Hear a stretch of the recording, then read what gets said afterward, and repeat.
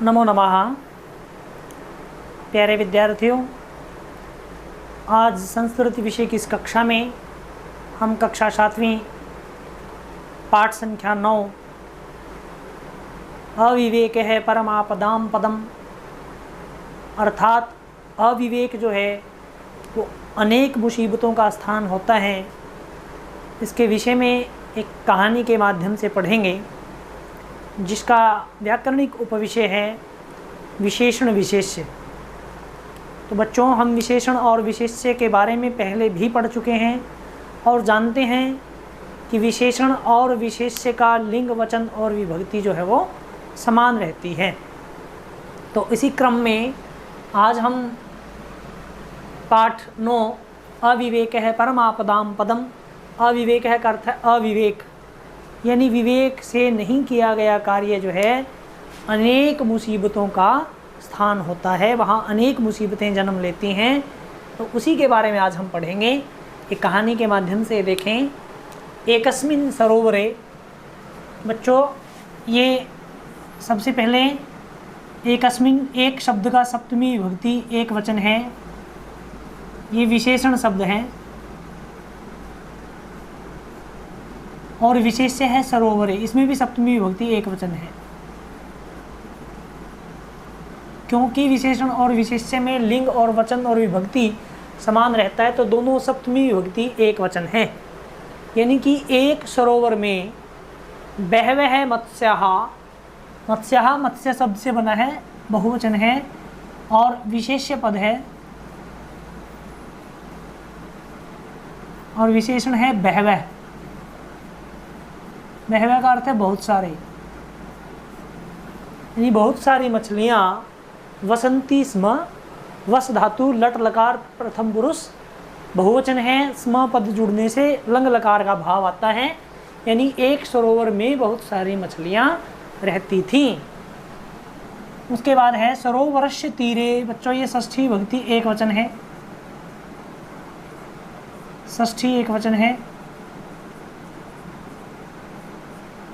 तीरे सप्तमी एक वचन है, अधिकरण कारक है।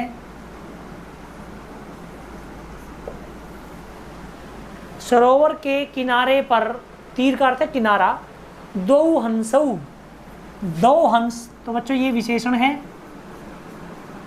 और ये विशेष्य है।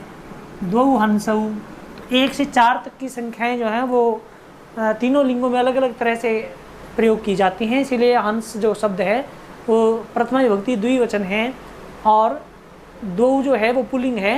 तो हंसौ क्योंकि जो विशेष्य है वो पुल्लिंग है, इसीलिए दो भी पुल्लिंग प्रयोग किया है। दो हंसौ, दो हंस, कच्छपः च वसन्ति स्म, सरोवर के किनारे पर दो हंस और कछुआ रहते थे। तो बच्चों यहाँ वसंती क्रिया जो है वो बहुवचन की है, क्योंकि कर्ता यहाँ देखो ध्यानपूर्वक अगर देखेंगे तो दो हंस और एक कछुआ, तो यानी रहने वाले वहाँ कितने लोग हैं? 3। तो 2 से अधिक में हम क्रिया बहुवचन की प्रयोग करते हैं, इसलिए यहाँ क्रिया बहुवचन की प्रयोग की गई है, क्योंकि सरोवर के किनारे पर 2 हंस और कछुआ रहते थे।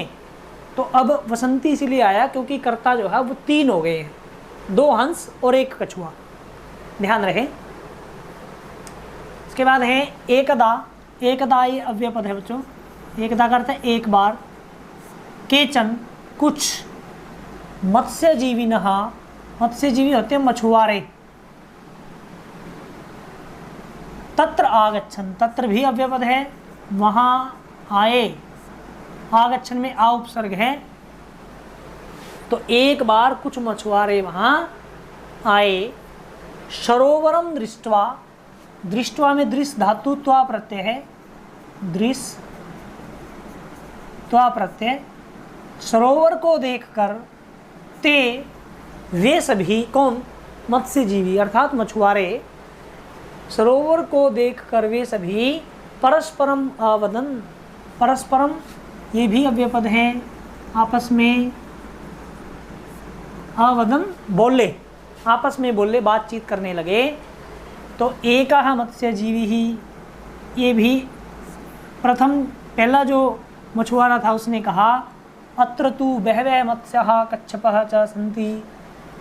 अत्र तु ये दोनों जो हैं अव्ययपद हैं, बहवः विशेषण हैं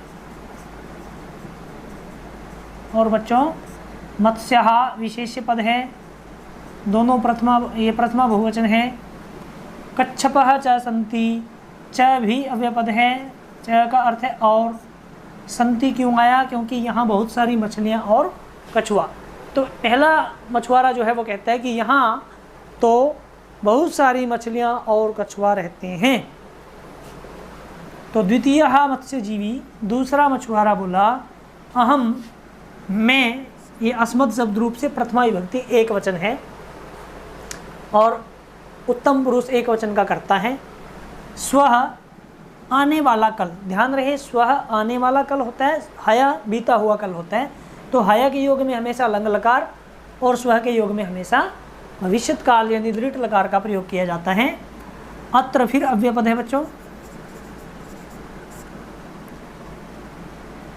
अहम स्वः अत्र अवश्यम एव आगमिष्यामि, मैं कल यहाँ अवश्य ही आऊँगा, ये भी अव्ययपद है। आगमिष्यामि में आ उपसर्ग पूर्वक गम धातु लृट लकार उत्तम पुरुष एक वचन की क्रिया है, यानी कि मैं कल अवश्य ही यहाँ आऊँगा।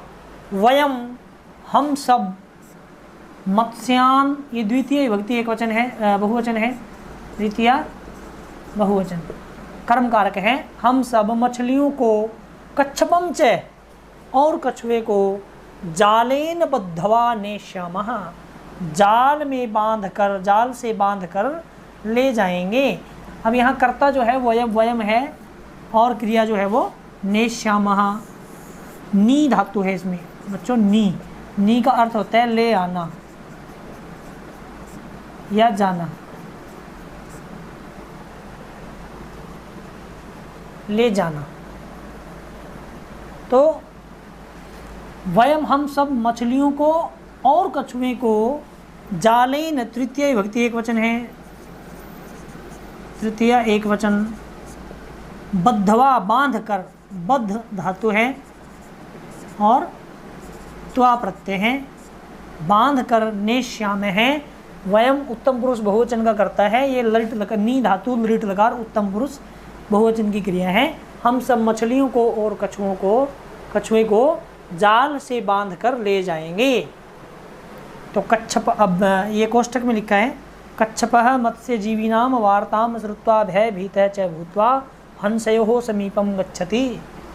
कछुआ मत्स्यजीविनां षष्ठी भक्ति बहुवचन, षष्ठी बहुवचन, मत्स्यजीवी यानी मछुआरों की वार्तां श्रुत्वा, बातचीत को सुनकर, श्रुत्वा में श्रु धातु है, त्वा प्रत्यय है, सुनकर भयभीतः च भूत्वा और भयभीत होकर, भूत्वा में भू धातु त्वा प्रत्यय है,